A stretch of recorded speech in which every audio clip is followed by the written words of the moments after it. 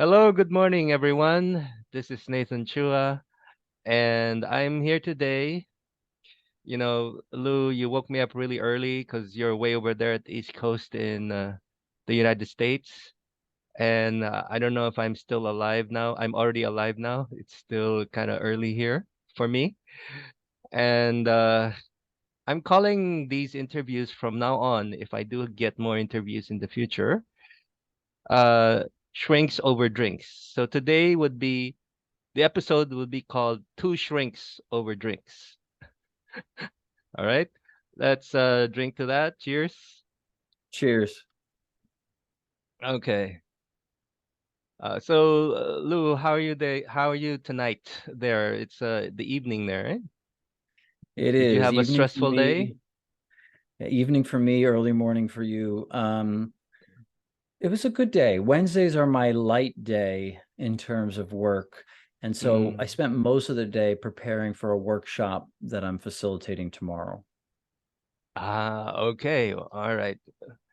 So I guess you're what you call a peer-reviewed trainer in acceptance and commitment therapy, and you're the chairperson of the training committee at the Association for Contextual Behavioral Sciences. Is that correct? And you're a Yes. licensed marriage and family therapist. So I wear a few different hats, right? So I'm a Yeah. licensed marriage and family therapist in Yeah. two states within the United States, in Virginia and California. I primarily function as a psychotherapist, even though Mm. my license is as an MFT, and we can get into that story if we want another time. Uh-huh. Um, but I also, yes, I'm a peer review trainer. So a big part of my work is in facilitating training events, providing individual consultation, and then I serve on the training committee as the chair for Mm-hmm. ACBS. Mm. So do you work more with individuals, Lou? Or are you still working with families and couples? I primarily work with individuals, adults and adolescents, although I Mm-hmm. also work with couples whom I really enjoy working with. So Mm-hmm. it's interesting because my training was in counseling psychology Mm-hmm. in Boston, Massachusetts. But then when Mm-hmm. I moved to California 18 years ago, there was no license in counseling psychology for master's level graduates. So Mm-hmm. I had to get licensed as a marriage and family therapist. So I took a couple Mm-hmm. more courses, obtained that license, but really didn't do much work with families or children for a Mm-hmm. while. But in Mm-hmm. more recent years, I've become very interested in working with couples. I view couples therapy as a good challenge for me because I think it's harder work. Mm-hmm. There are many different relationships to keep track of and to Mm-hmm. respond to Mm-hmm. in the room, Mm-hmm. um, and I enjoy extending ACT interpersonally with respect to couples therapy. Oh, okay. Wow. I mean, yeah. In my short history with ACT, I haven't really seen a lot of material when it comes to dealing with couples using ACT. I had an interesting story about ACT. First got into it by, I heard about all this mindfulness talk. So I ended up with MBCT, MBSR, and then coming across several books with those methods, about those methods. I kept seeing Stephen Hayes's name. They keep quoting him. I mean, what's with this guy? So I said, what's this act all about? They keep citing him, you know. So, well, we all have our act story, so I'm interested in yours. What's your act story?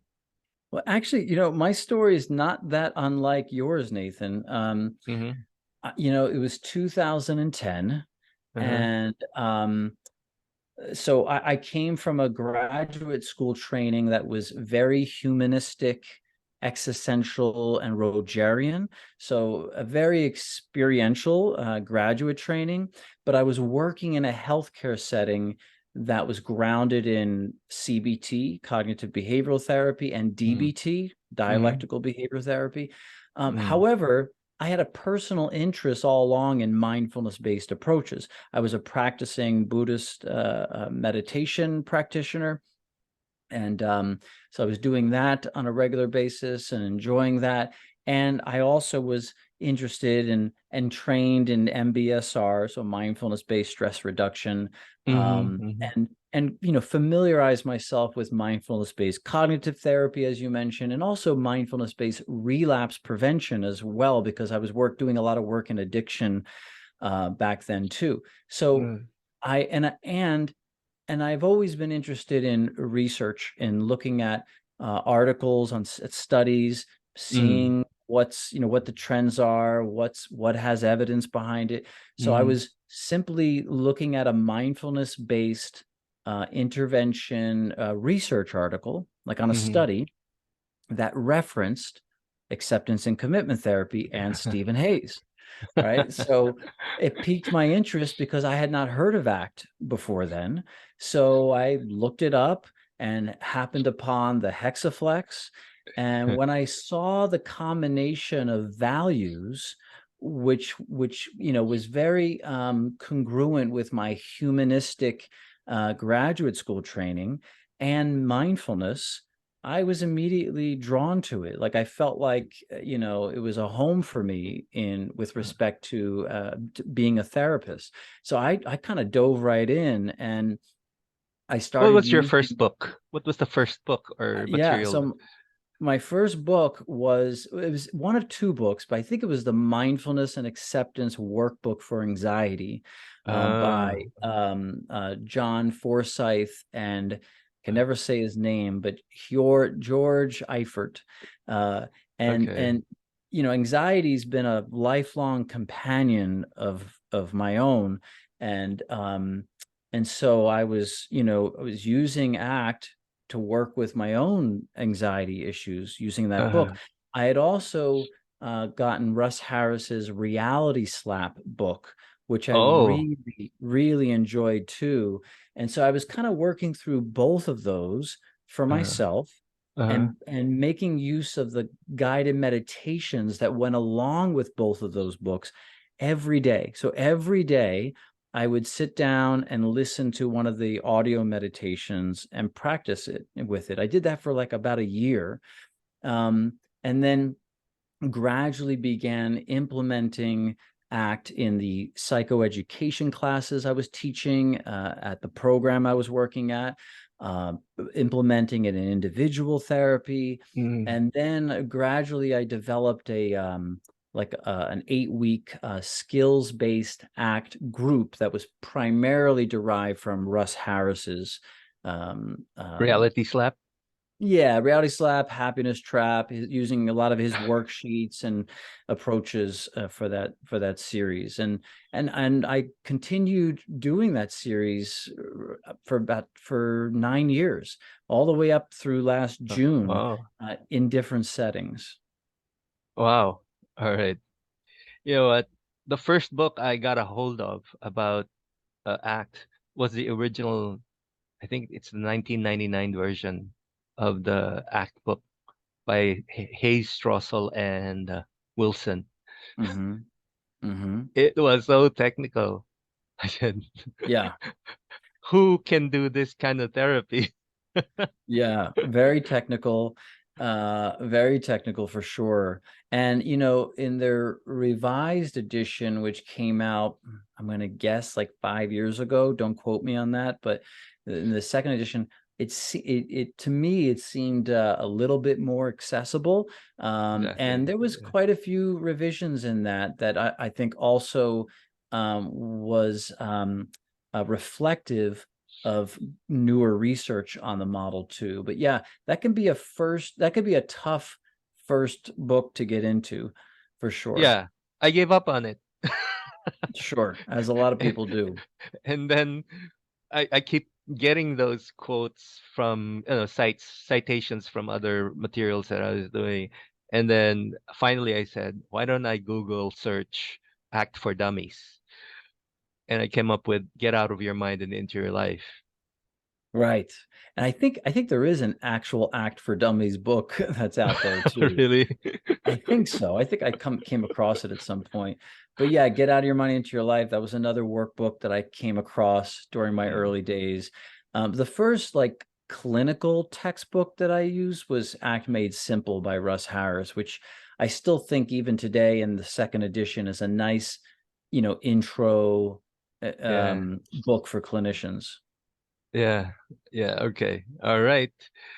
So, yeah, speaking of Russ Harris, I actually heard him say once that ACT is not for everyone, right? So, you know, sometimes I do get clients like that who can't seem to get that, this is true. This has to be true, like, my kid has to learn how I was raised by my parents. They have to be disciplined with corporal punishment no matter what, or I have to kind of always nag or kind of tell them what's right or wrong, stuff like that. Mm. Anyway, so our truth criterion is workability. All right. Mm-hmm. So, do you think there's a divide among people that some people really want? You know, I don't know. Some people really want to follow rules for the sake of what they've learned. I'll go into more situations where we can see that in today's society, right? Like Mm-hmm. in the movies, or in religious communities. So, Mm-hmm.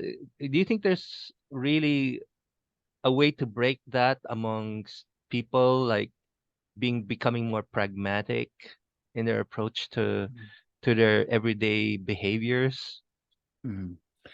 Yeah, you're bringing up, I think, a really important consideration when it comes to the ACT approach. Mm, This whole kind of the underlying philosophy of science and mm, the assumptions that come from that philosophy of science, mm, which can greatly inform our work as clinicians, and as you mm, point out, can contradict the assumptions that our clients are bringing into therapy. Lou, when you So, say philosophy of science, what do we mean by that? so the philosophy of science that underpins ACT is called functional contextualism, where we Mm, are interested. So the root metaphor is the ongoing and purposive act in context. So we're interested in behavior in context. We're interested in the whole person and how they are interacting with their environment and how their mm, environment is influencing them and vice mm, versa.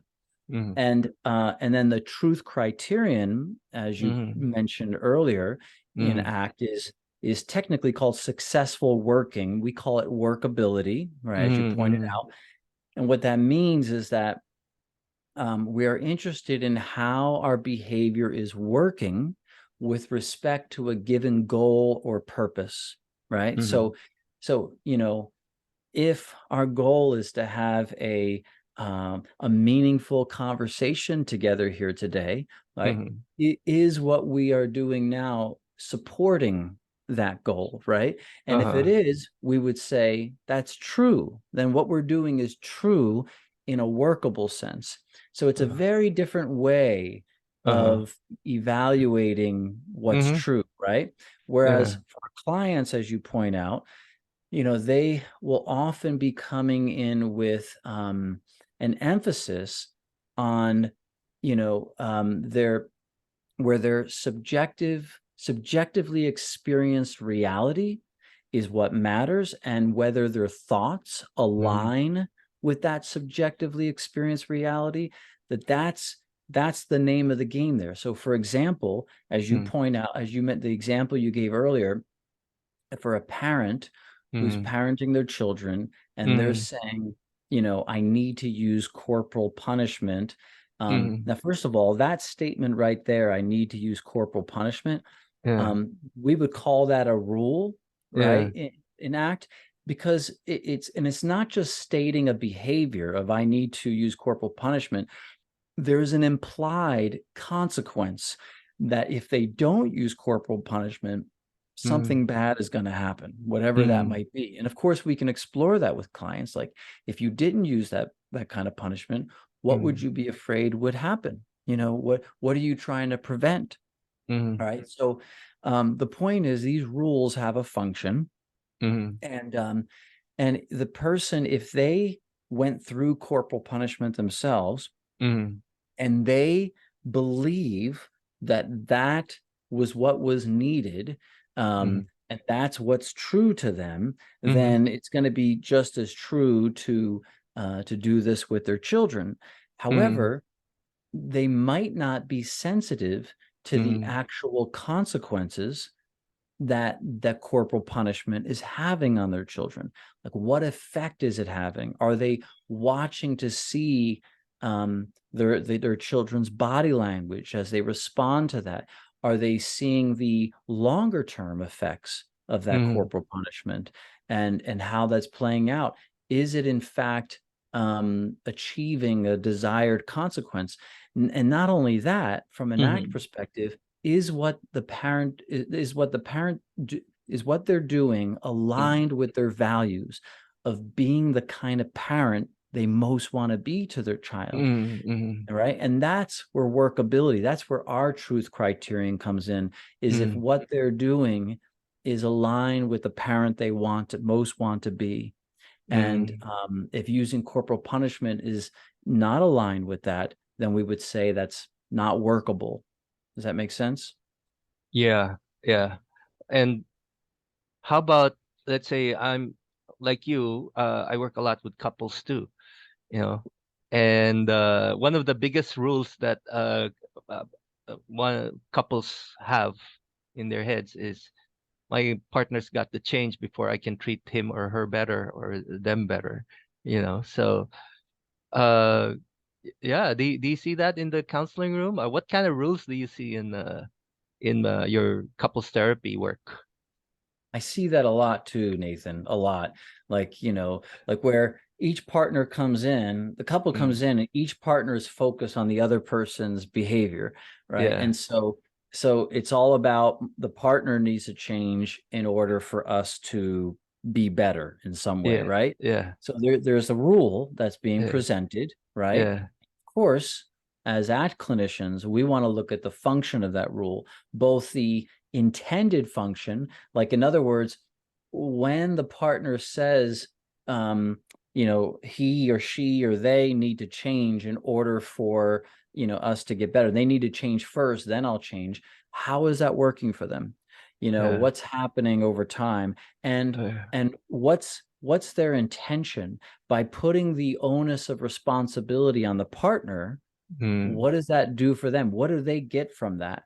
Because mm, if it's all about the partner changing, then naturally I have a little bit less responsibility here, and yeah, possibly even less painful feelings yeah.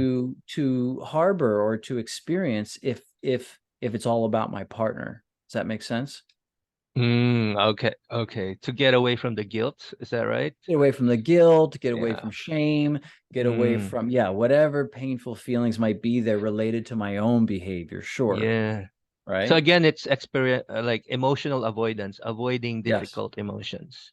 Yeah. In that case, it could be functioning as experiential or emotional avoidance, but we don't know that for sure. Just because Mm, we hear that rule doesn't mean it's always going to be functioning in that way. We need to inquire, about mm, what it's serving, how it's serving that person. yeah, yeah. Yeah, you know what? I had anger issues. I still, sometimes struggle with my anger. Mhm. And with ACT, I've seen, how ACT has changed me probably much better or much faster than all the other approaches that I've tried in the past. And I realized that I couldn't understand why is my anger about emotional avoidance when I want to be angry. And really, it was my judgment of my anger. It's that battle inside, I gotta get rid of this anger, and the more I try to suppress it, the more I try to avoid it, the more I come out really angry. Yeah, It's like, wow. So yeah, first of all, I appreciate you sharing that with me here, and opening up about that a bit. yeah, And it sounds like you were able to recognize that it was functioning as experiential avoidance, but not so obvious, at first, huh? yes, yes. Yeah. And yeah, and when I learned that, I just started to accept that anger is not bad. It's just a feeling. Hmm. So what are Hmm. you gonna do about it now? Hmm. So Hmm. anyway, so Yeah. given that we have this kind of philosophy of science, it's very technical, Hmm. philosophy of science. So Hmm. every science has some assumptions. Is that right? Is that what that means? Hmm. All right. Hmm. Now, this is Yeah. in my training here in the Philippines, that we had what we call this eclectic type of approach to therapy. Hmm. I hear this very often in Stephen Hayes's talks, all right? Like, Hmm. if you're gonna be like learning all these protocols for every particular issue, like I have a book solely about anger. Hmm. Sure. So every time before act, every time I see a particular issue, I'd try to find a book that will help me deal with that particular uh, problem. So Right. it's always protocol based. So Yes. is it possible that, because now there's something that Stephen Hayes calls, uh, I forgot the name of his co-author, process-based S- therapy. Stefan Uh, Hoffman. Stefan Hoffman, yes. And it's kind of like using all these other approaches and being process-based at the same time, which ACT is already a process-based therapy. Hmm. So can an ACT therapist actually be? Because I find it hard when if I try to like go back to my roots, psychodynamic and humanistic. If I go into the content rather than the context, it kind of becomes confusing for me as a therapist. So, uh, so I stick to this philosophy of science. Like this is pragmatic. This is what we're after, workability. So, in your experience, is that possible to be eclectic? So it's a great question. I so is it possible? So the question is it possible to be an eclectic ACT therapist? Is that what you're asking? Or, I mean, once you encounter ACT, once you're using ACT, is it I possible see. to kind of shift to traditional, because I've talked to people like that. Well, sometimes if I use ACT, but when it comes to a certain point where I can use traditional CBT and kind of argue with those thoughts, Right. then I'll use Yeah. it. Sure. So, but I So can't do that. I right, wonder if right.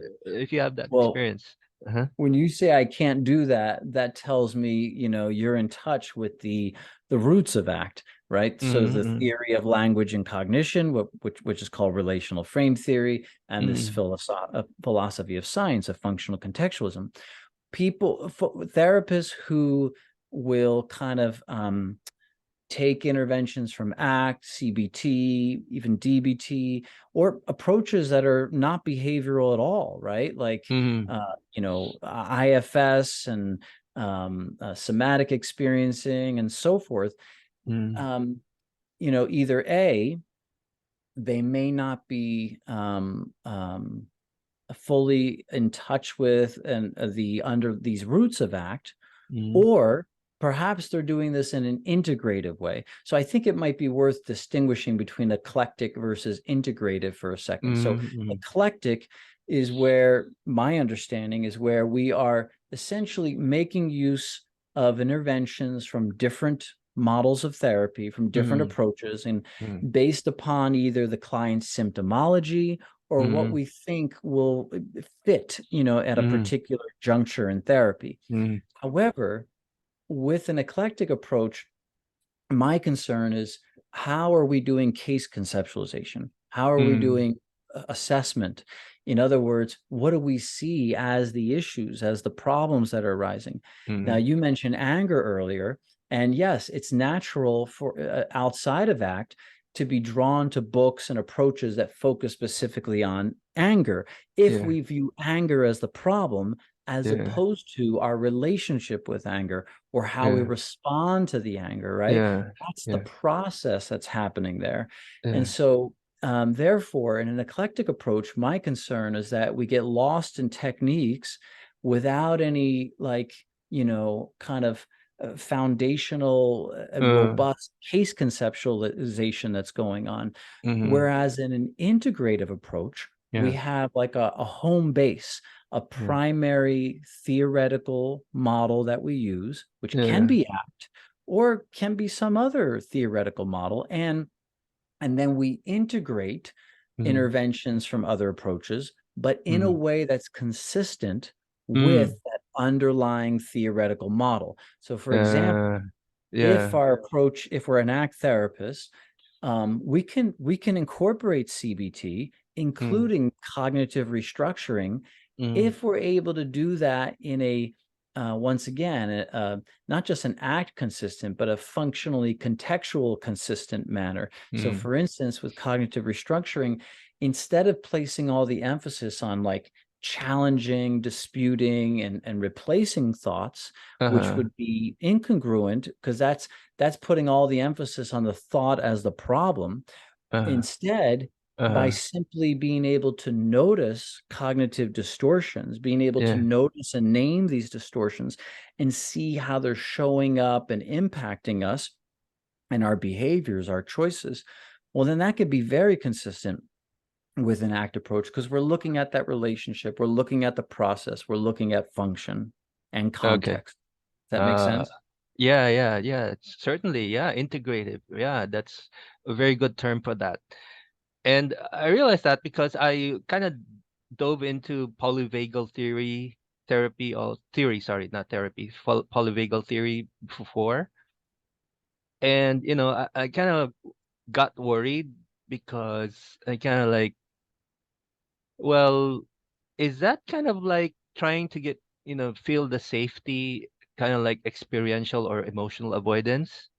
But I can use polyvagal theory more like a backdrop, the science behind this seeking for safety, So the part of the anatomy that makes us react to certain stimulus or stimuli. So, but once I get into the work of trying to make myself feel safer, I said, now this kind of feels like another form of emotional avoidance. So I guess I think I know what you're getting at. That I can use that, but still be consistent with the philosophy of science that you just mentioned. Yes. In this case, with safety, you know, right, there's Uh, nothing inherently wrong with moving towards or evoking a context of safety. In fact, yeah. arguably, we're not going to be able to, if we don't, I mean, if we look at just like our hierarchy of needs, we don't feel safe. It's going to be Mm, very difficult to move towards anything else if we don't mm-hmm, feel safe first. mm, Um, so I think the issue is whether or not we are intentionally trying to cultivate safety um, in a way that is eliminative or subtractive, or trying to subtract anything mm, painful or uncomfortable, right? So if we're mm, doing it in a way that is like, what we want is safety, and which implies we need to avoid anything uncomfortable, then that's where it's not going to, be congruent with an ACT approach. Excuse me. However, mm, if we're able to create safety mm, and mm-hmm, make room for mm, uncomfortable feelings and experiences in a Mm-hmm. safe enough space, well, Mm-hmm. then I think that can work really well with an ACT approach. And I know of colleagues who have, been working at integrating ACT and polyvagal theory as well. Mm. All right. Okay.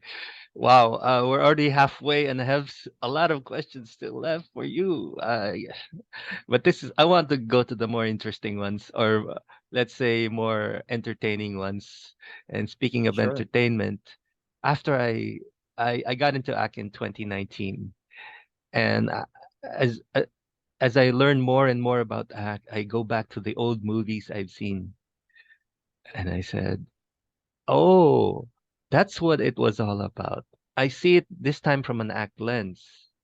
I'm not sure if those people who created those movies or those stories were doing it because they knew ACT, but now I can see it from a different perspective.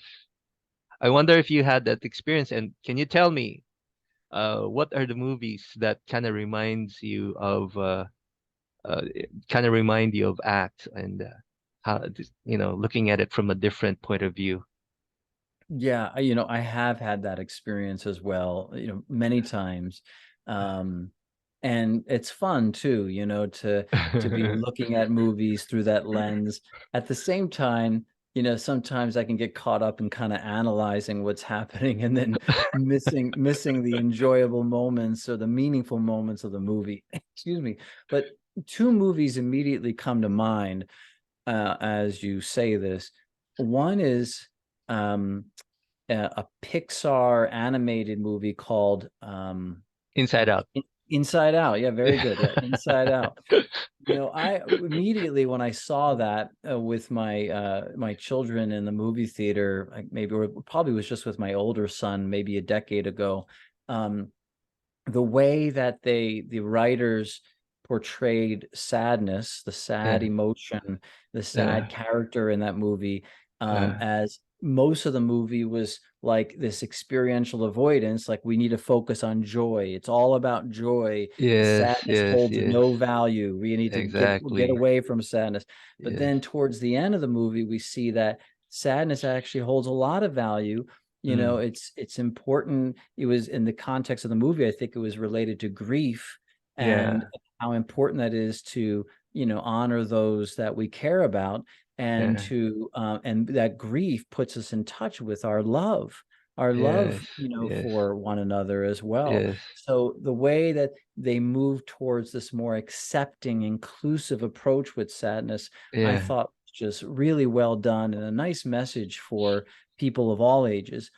The yeah. other movie that comes to mind for me growing up, Yes, yes. in the 1980s was Rocky and the whole Rocky series. Oh, So wow. with That's Sylvester Stallone, yeah. so Like this is in hindsight, right? You weren't this an is in act therapist. hindsight. Yes. Well, All right. at that time, it didn't occur to me anything about ACT. But Yes. in watching the movie again in the last decade, like I'm seeing it through an ACT lens, and Yeah. really all the Rocky movies, but especially the first one, where the character Rocky Balboa, Uh, he's not concerned with whether or not he wins or loses this fight with Apollo Creed. uh, The fact that he was just asked to participate in this fight was mm. incredibly meaningful in and of itself. And to me, that movie demonstrates committed action because it Ah, was important to him to participate in this fight. And, even though there were, of course, bumps along the road, lapses where, he lost track of his committed action, just like we all do, he yeah. always gets back on that path. And Yeah. being on that path is Yeah. what matters to him. Yeah. And just participating with all of his heart in Yeah. that fight scene at the end, Yeah. to me is like really captures values-based action, like with Yeah. there's so much heart and courage and Yeah. perseverance happening there. Oh, wow, awesome. That was in the 80s, I guess. Is that Well, right? the 70s actually, that the original Rocky was in the 1970s, Oh, but I really? remember seeing it originally Uh, like in the 1980s, I think. Yeah. All right. Yeah, you know what? The latest movie that won the Oscars, did you see some flavor there? Oh, yeah, everything, everywhere, all at once. Yeah. Yes, and I saw that about a month or so ago. Yeah. So Y- what to you had that? What to you in that movie had an act flavor? Basically, I wrote a blog post recently. I also did a video on it. Why do we love characters or heroes? We love to use this word hero, right? In acts. Why do we love heroes like Waymond and Forrest? You Mm. remember Forrest? Yes, I think so. It Forrest Gump? remind me. Yeah. Oh, Forrest Gump, of course. Yeah. Yeah. Yeah. Yeah. So they're kind of similar characters for me. Mm-hmm. And one thing that we like about them is because they don't have one thing. Mm. Guess So they what? don't have one thing. So there's a broad or flexible behavior repertoire. Is that what you're saying? They don't have an ego. Oh, they don't have an ego. I see. Yeah, yeah, yeah. All Especially right? Forrest Gump, right? No ego. And, if you look at all the different, all the different actions he engaged in his life, they're very varied. Lots of flexibility with Yes. with behavioral variation, Yes. at least in that movie as well. Yes. And yeah, right. There's no ego there with Forrest Gump. Yeah. And I also started rewatching Les Miserables. Oh yeah. Have you seen that movie? I don't think I have actually. Ah, okay, but do you know of the story of Javert and Vaguely, John vaguely. John Valjean? Wow. It's about somebody who follows, essential coherence or following rules for the sake of following rules, or Mm-hmm. maybe from social coherence or Uh-huh. something that's handed down. And uh, John Valjean, who's more pragmatic, having mercy, forgiveness, all that. I mean, maybe one day we can talk about that movie too. But It's interesting though you yeah, mention rules again right now because yeah, just it reminded me back of Forrest Gump. He yeah, did have a lot of rules too. Throughout the movie, he's quoting, different rules. yeah. We could say in this case, some of those rules were workable for him, right? Yes, correct. Rules often get a bad rap in act, but Yeah, from where I sit, not all rules are unworkable or unhelpful, right? Depends upon correct. how we're using them, the Yes, context at hand, and whether or not we're yes, holding them rigidly. yes, correct. Yeah. And one rule he has is, life is like a box of chocolates. You know, Right. take what life gives you and work on whatever you have, Yeah. So Yeah. that's a functional rule. That's Yes. Yeah. functional coherence, right? Yeah, you never know what you're gonna get. Do the best with what you have, right? Exactly. Yeah, good point. Yeah. All right. Okay. Oh, we only have well, I'm not sure. I have three more questions left. Sure. Uh, let's do this very quickly. How about religious? Being a religious country, Philippines, like the United States, is a very religious country. Can you tell me instances where you've met clients who have, follow these very rigid religious rules that kind of hinders their lives or their relationships with the people they care about?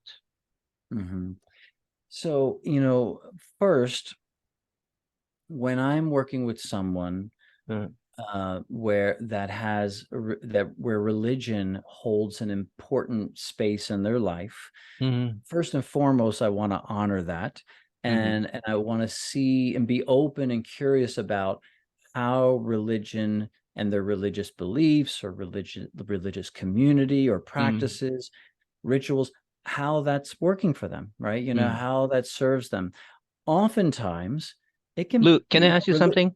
yeah, Have any of your clients come to you and asked you, I prefer somebody who shares the same faith that I have. I've That's a gotten rule, that. right? I only go Yes, yes. Like it's like Right. I'm only gonna get that appendix removed by a Christian doctor. Otherwise, Sure. or it Sure. has to be this type of, you know, type of treatment, you know. And sometimes you hear stories of people who follow that rule and end up dead because they Yeah. don't actually get treatment, you know. So Sure.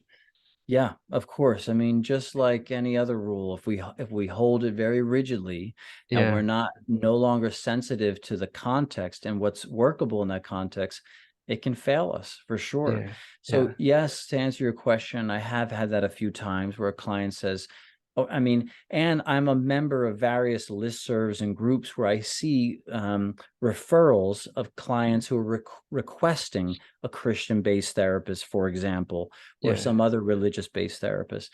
Um, I grew up in an Italian Catholic, very Catholic household, and yeah, my understanding is Catholicism is also a big part of the Philippines as well. Is that correct?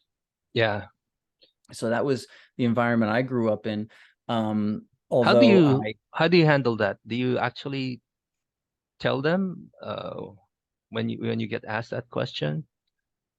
Yeah, if I get asked that question, sure, I might share with them. There's Mm, times I might use a little bit of self-disclosure and share mm, that that's the environment that I grew up in. That's what I was exposed to. I mm, went to Catholicism, class once a week. mm, I didn't attend a Catholic school though. But mm, anyway, I will share that with them. If it's potentially useful in some way with whatever mm, it is they're experiencing or going through, mm, and including if it can help with rapport building with respect to mm, faith and religious beliefs. mm, However, I'm mm, also going to emphasize that I mm, no longer, um, you know, um, practice Catholicism. mm, So I'm going to be very forthcoming about that as mm, well, mm, because I think it's important that they know mm. where I'm coming from today. Yeah. All right. Okay. All right. So we don't have much time left. Unfortunately, this shrinks over drinks is not unlimited. Sure. So Actually, Nathan, if it's okay, can I make one more comment on that, sure, the religious sure. piece?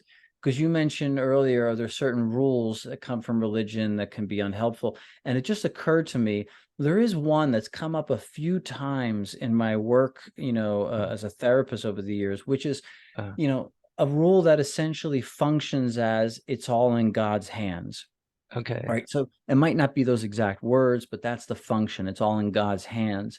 And, I've noticed that a rule like that can sometimes be helpful if there are circumstances that are entirely out of our control, and we can Correct. use a rule like that to evoke acceptance, right, of Yes, those yes. circumstances. However, what I've also seen is that it can function to, avoid taking responsibility for our Yeah, health, our lives, our choices, yeah, right? And thereby, kind of actually fostering a sense of hopelessness or helplessness at times. So, I think it's going to depend upon the person and the yeah. context. Yeah, exactly. Like, you know, people who are battered in their relationship, you know, they can't seem to leave because they're following this rule that, you know, once I'm there, I'm there. I can't leave. You know, I shouldn't leave. Yeah. Mhm. All right.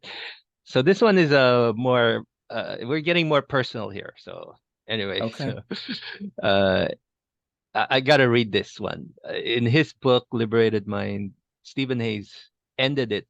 I love these literary pieces that start and end with love. All right. So it says, none of us know how it'll turn out, but based on human history, I put my bet on the human community evolving to meet the challenge. I put my bet on our capacity to choose love over fear. That sounds very biblical. That can only happen one person, couple, family, business, community at a time. When each of us learns how to put our minds on a leash and become more able, open up, show up, and move forward toward what we deeply care about, we shine a light into the darkness that helps others do the same. There's a good word for that, for it, and the word is love. We know how important that is. Uh, Deep down, we all know that love isn't everything, it's the only thing. All right. So, with all the work that we're doing, what's love got to do with it? As Tina Turner would sing, "What's love got to do with it?" I interviewed Stephen Hayes. I forgot to ask this question to him. I will regret that for the rest of my life. But in your point of view, what's love got to do with our work? So I think there's different ways we can approach that. Now, Yeah. Steve is, fond of saying that if you were to take the entire hexaflex model, these 6 core processes, Yeah. right? He says, he'll say you can narrow down those 6 processes into 3: open, aware, and engaged. You Uh, could take those 3 and narrow it down to 2: psychological flexibility, or take mm. that and narrow it down to 1, which would be love. Oh So wow, that's yeah, beautiful. Yeah. so he has said that, we can look at the whole hexaflex model and kind of, boil it down to love, at least something to that effect. I think it depends upon how we're viewing and defining love. If we're, looking at love as a feeling, that's going to be very different. If we're looking at it as a action, well, Yeah. then sure, we can view psychological flexibility of the two of us being present with each other right Yeah. now, right? So Yeah. this us Yes. context, being present with each other, attentive to each other, being open to Yeah. whatever feelings are showing up for both of us, and for each other, whatever feelings are showing up for us, while unhooking from any unhelpful thoughts, and Yeah. then committing to action, right? Mm. Our most deeply held values, like deep in our heart. If it's Mm. important for us to be kind to each other, to be respectful, to be considerate, to be Yeah. compassionate, Yeah. sure, we can kind of maybe sum that up as love. Um, Yeah. and, you know, I would say that it doesn't necessarily have to be about love either. I think there's, values that, Uh, once again, it depends upon how a given person might look at that. yeah. All right. Now, with all that said, though, when I think of for myself, Yeah. if when I'm 100 years old and looking Yeah. back on my life, if I make Yeah. it to 100, and hopefully I do, Yeah. I would imagine that what's going to matter most to me Mm. is the sharing of love between Yeah. me and the people that mattered most to me. Yeah. Yeah. I have a theory. I have a theory. Can I share it with you? Yeah, please. Mhm. Well, we call it acceptance and commitment therapy. And that's what love is all about. It's accepting people, accepting yourself, these feelings, these difficulties, accepting your humanity, and being committed to something. Hmm. With all these difficulties that we encounter as human beings. Hmm. So I was maybe if you talk to Steve, you can ask him that if that was one of the, because he always jokes that he used acceptance and commitment therapy because of it's right at the I top of know, the right, list alphabetically. So right. in case you get to talk to him. I don't I don't Eh, I don't think that was intentional, but I think that was a welcome side effect of it being at the top of the list. But I love your view, accept and commit, can that be love in itself? And it also just reminded me, even a cousin of acceptance and commitment therapy, which is functional analytic psychotherapy, which we call FAP. yeah. um, in their ACL model or Yes. version of FAP, Yes. love is basically reinforcement. So to be loving as a Yes. therapist is Yes. to provide positive reinforcement for our clients, to, Yes.